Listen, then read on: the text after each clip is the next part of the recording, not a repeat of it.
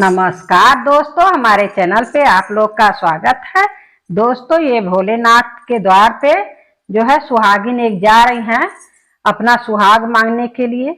उसी पे है, आप लोग जरूर सुनिएगा, आप लोग को पसंद आएगा। दोस्तों नमस्कार। शिव शंकर जी के द्वारे गौरा पार्वती के आगे हम सुहाग मांगीला, आपने भाग मांगीला। हम सुहाग मांगीला, आपने भाग मांगीला। शिव शंकर जी के द्वारे गौरा पार्वती के आगे हम सुहाग मांगीला, आपन भाग मांगीला। हम सुहाग मांगीला, आपन भाग मांगीला। पापा ऐसा बरवा खोजे, गोरे गाल वाला खोजे, काले बाल वाला खोजे। हम सुहाग मांगीला, आपन भाग मांगीला। पापा ऐसा बरवा खोजे, गोरे गाल वाला खोजे, काले बाल वाला खोजे, सुंदर चाल वाला खोजे, मीठी वाणी वाला खोजे। हम सुहाग मांगीला, आपन भाग मांगीला। हम सुहाग मांगीला, आपन भाग मांगीला।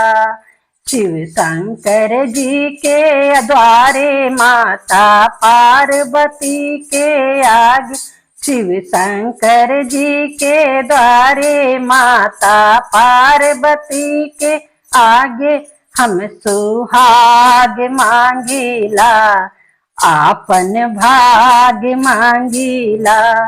हम सुहाग मांगीला, आपन भाग मांगीला। चाचा ऐसा बरवा खोजे, गोरे गाल वाला खोजे, काले बाल वाला खोजे, सुंदर चाल वाला खोजे, मीठी वाणी वाला खोजे। हम सुहाग मांगीला, आपन भाग मांगीला। हम सुहाग मांगीला, आपन भाग मांगीला। शिव शंकर जी के द्वारे गौरा पार्वती के आगे हम सुहाग मांगीला, आपन भाग मांगीला। हम सुहाग मांगीला, आपन भाग मांगिया।